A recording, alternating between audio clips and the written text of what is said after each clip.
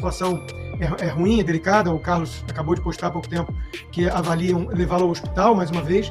E a sensação que fica, Serrão, é que o sistema, que é o Bolsonaro, realmente morto. Nós temos uma pessoa que está presa, já não devia estar presa, já devia estar fora da sua prisão domiciliar, não devia estar com tornozeleira eletrônica, nada, devia estar se manifestando, devia estar falando, nada. Ele está como um refém. É isso que o Bolsonaro é nesse momento, um refém.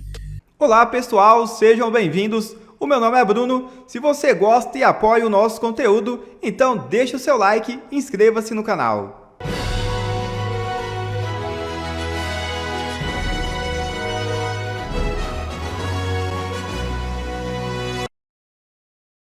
Prazo dado por Trump é de 72 horas. É isso mesmo.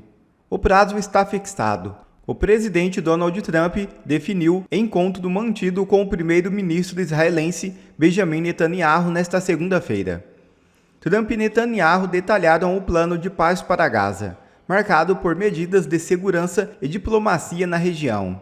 Abre aspas. Se aceito pelo Hamas, esta proposta pede a libertação de todos os reféns imediatamente, ou no máximo em 72 horas. Fecha aspas, afirmou Trump. Israel concordou com a proposta e destacou que os Estados Unidos estão discutindo com Israel a possibilidade de um acordo não apenas em Gaza, mas também em todo o Oriente Médio, visando uma paz permanente. O plano, que contém 20 pontos, estabelece que a faixa de Gaza deve se tornar um território livre do terrorismo e garante que qualquer ação de Israel contra ameaças será totalmente respaldada pelos Estados Unidos. Abre aspas. Israel tem o meu apoio total para enfrentar qualquer ameaça, fecha aspas, disse Trump. E prevê ainda que membros do Hamas que aceitarem a coexistência pacífica com Israel terão anistia, e aqueles que quiserem deixar Gaza terão passagem segura garantida. O presidente norte-americano reforçou que caso o Hamas rejeite o plano, Netanyahu terá o apoio total dos Estados Unidos para tomar as medidas necessárias. Abre aspas. A tirania do terror do Hamas precisa acabar. Isso é para sempre. Fecha aspas. Completou Donald Trump. E Bolsonaro melhora depois de crise de soluços e vômitos. O ex-presidente correu o risco de ser internado novamente. É isso mesmo.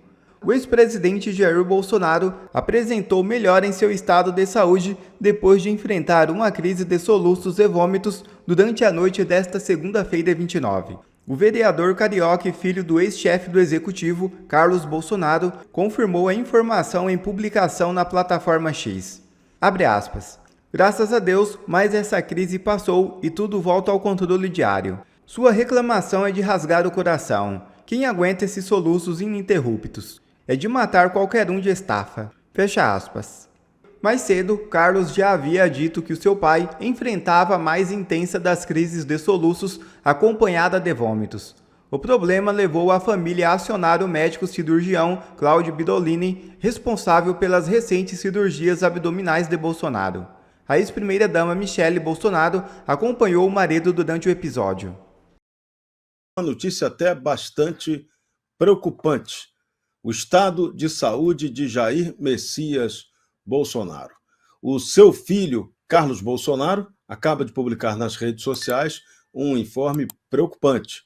Jair Bolsonaro talvez tenha necessidade de voltar ao hospital para tratamento. Seus médicos já vão avaliá-lo hoje. O governador de São Paulo, Tarcísio de Freitas, esteve hoje com Bolsonaro e Tarcísio, na entrevista coletiva, comentou que Bolsonaro o tempo todo soluçava na hora das conversas. Então, olha lá o que disse Carlos Bolsonaro. Estou com minha família avaliando a necessidade de levar meu pai novamente ao hospital. Ele enfrenta uma crise de soluços acompanhada de 4 episódios de vômito, que ele mesmo descreveu como os mais intensos até agora. A Michele está o deixando um pouco mais confortável e tranquilo, enquanto o médico já está a caminho de casa para avaliar a situação. Peço, por favor, que orem por ele. Jair Messias Bolsonaro. Bom, situação de saúde é sempre o grande complicador de tudo. Então é a guerra de Bolsonaro contra a maldita facada que ele levou do Adélio Bispo dos Santos. E o Bolsonaro ainda tem que aguentar a facada que o sistema de poder lhe dá, a facada que gente traíra do lado dele continua dando, né? Mas ele há de superar tudo isso. Vai em frente, Bolsonaro, vai em frente. E aqui o Braddock Show agora vai enfocar a informação de que o governador de São Paulo, Tarcísio de Freitas, hoje esteve 3 horas com Jair Bolsonaro na prisão domiciliar. E Tarcísio comentou: é muito triste ver o presidente conversando e soluçando. Tarcísio defendeu a anistia como único caminho para a pacificação. A segunda visita que Tarcísio fez desde a prisão de Bolsonaro, a primeira após a condenação. Negou ter discutido qualquer projeto de anistia com Bolsonaro. Segundo Tarcísio, trataram de amenidades.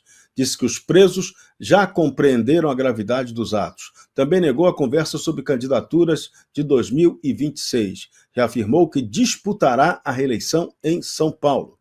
Flávio Bolsonaro, senador, e Jair Renan estavam presentes a esse encontro. Flávio, inclusive, deixou claro que somente o PL da anistia deve prevalecer e reafirmou que cabe ao plenário do Congresso Nacional decidir e respeitando-se o papel de soberania do Congresso Nacional. Vamos ouvir o que disseram Flávio Bolsonaro e Tarcísio de Freitas na saída dessa conversa com Jair Bolsonaro.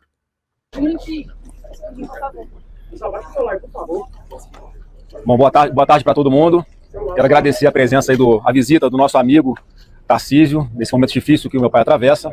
Eu quero fazer um breve comentário aí, que é o editorial da Folha de São Paulo de hoje, dizendo que, passada a condenação do presidente Bolsonaro, o STF deve abandonar o ativismo e os excessos, reconhecendo claramente que tudo que houve até aqui com relação ao presidente Bolsonaro não foi nada além de ativismo e excesso, e esse mesmo editorial trazendo que agora, nesse momento em que o presidente Fachin está assumindo, que o ministro Fachin está assumindo a presidência do Supremo Tribunal Federal, esse editorial fala em autocontenção do Supremo, que deve ser a sua missão principal. Então eu quero pedir a Deus que realmente dê muita sabedoria e força ao ministro Fachin para que ele consiga fazer essa autocontenção, que foi tudo que não aconteceu, tudo que nós sempre queríamos que tivesse acontecido desde o início, para que não se chegássemos até hoje o Bolsonaro, prova viva de que esse excesso continua. Alguém que foi preso por uma ação em que ele sequer foi denunciado, já há alguns dias já era para ele ter tido as suas medidas cautelares suspensas, revogadas, e até agora a gente não vê nenhuma resposta do ministro relator.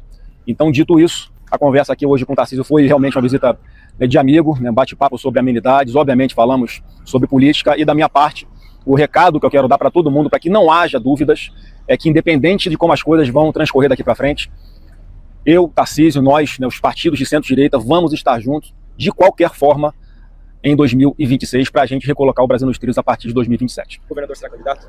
Foi definido isso hoje? Sou candidato à reeleição. A presidente? Não, a reeleição em São Paulo, como atendido. Vocês discutiram isso hoje? Não, isso aí já está claro. O que eu vim aqui fazer uma visita de cortesia, eu vou vir visitar um amigo, uma pessoa que para mim é muito importante, foi importante na minha história, que eu tenho em consideração. Os amigos são amigos nos momentos bons e nos momentos ruins. O presidente está passando por um momento difícil, e é nesse momento difícil que os amigos têm que aparecer, têm que dar a mão, têm que prestar solidariedade. É muito triste ver o presidente na situação que ele está, assim, a gente conversando e ele soluçando o tempo todo, né? Isso ainda é consequência das várias cirurgias que ele fez, consequência do atentado covarde que ele sofreu, que quase ceifou a vida dele, não ceifou pelas mãos de Deus, e o presidente ali, né, tirando força, sofrendo muito.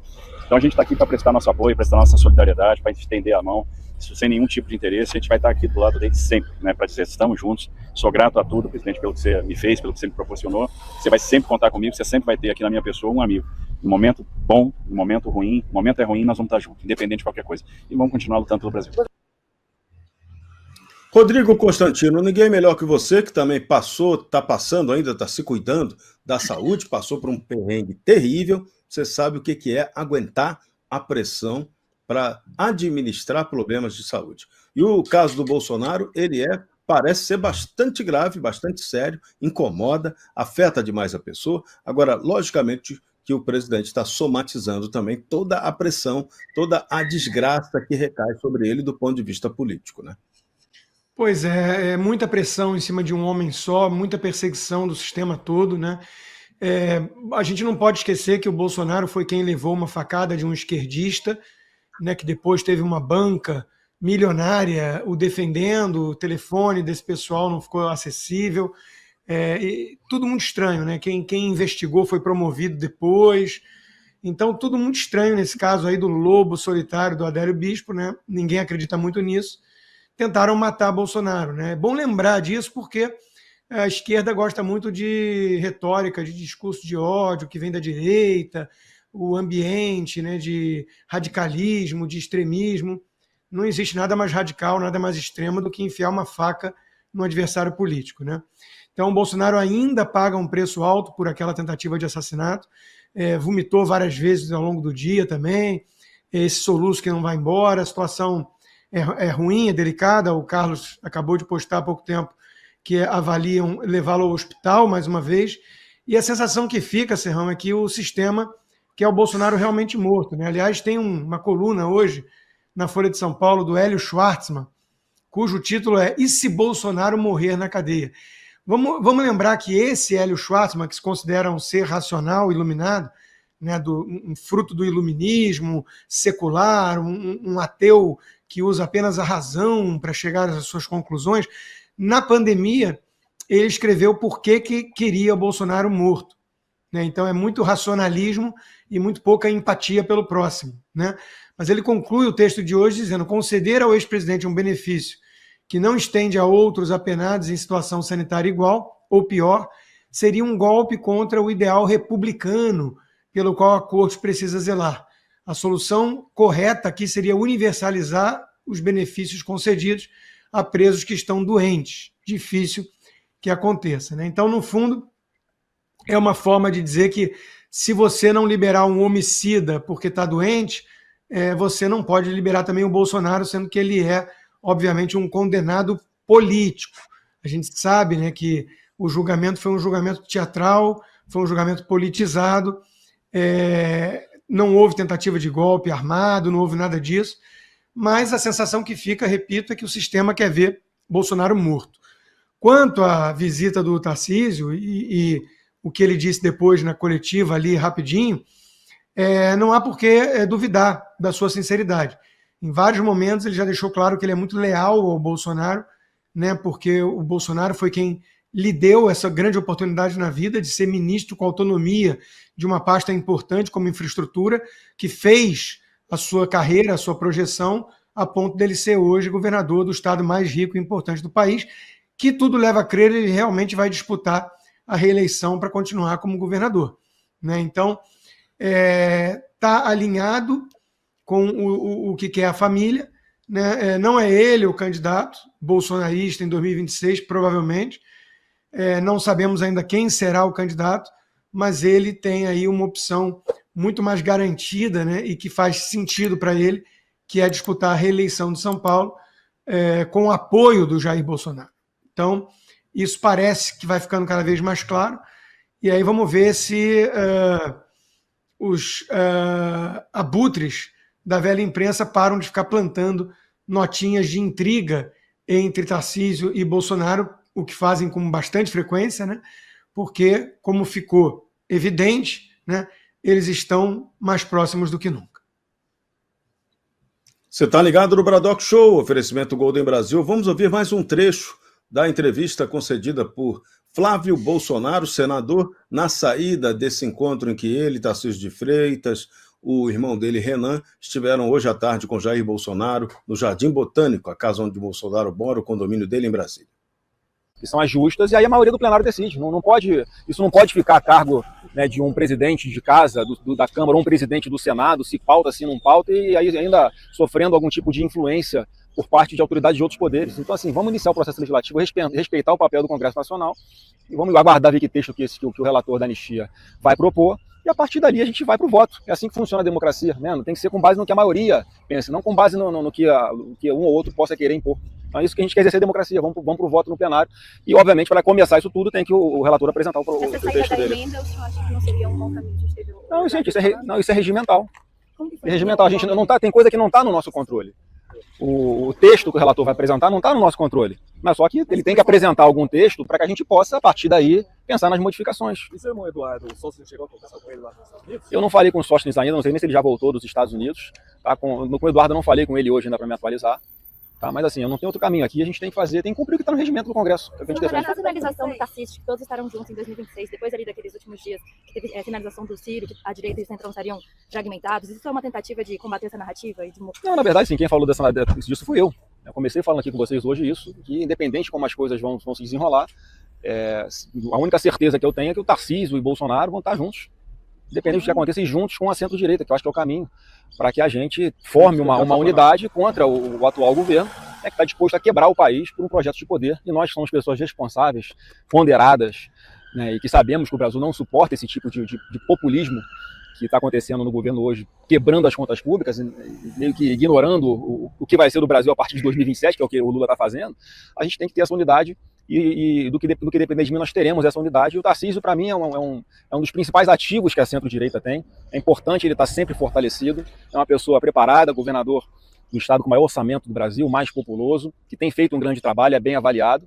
E, sem dúvida alguma, ter Tarcísio nos nossos quadros dá muita inveja à extrema-esquerda. Tá bom? Só explica isso juntos. O presidente hoje ele apadrinhou, assim, ungiu o Tarcísio, ele vai ser o Tarcísio é do nosso grupo político e não vai ter decisão nenhuma enquanto a gente não souber com clareza o que vai acontecer com esse projeto da anistia.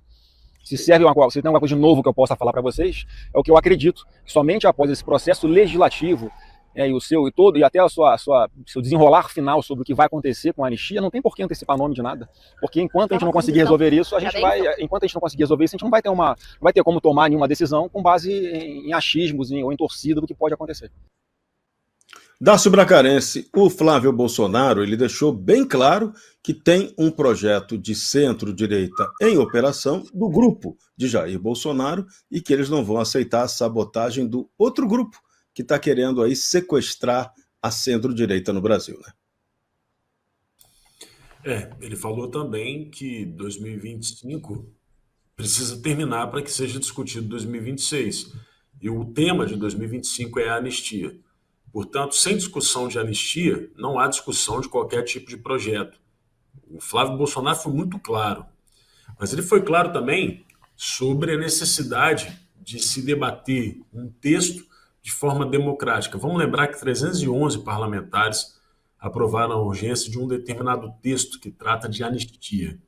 Aqui o Bradock Show entrevistou o Crivella, que falou de uma anistia ampla, geral e restrita.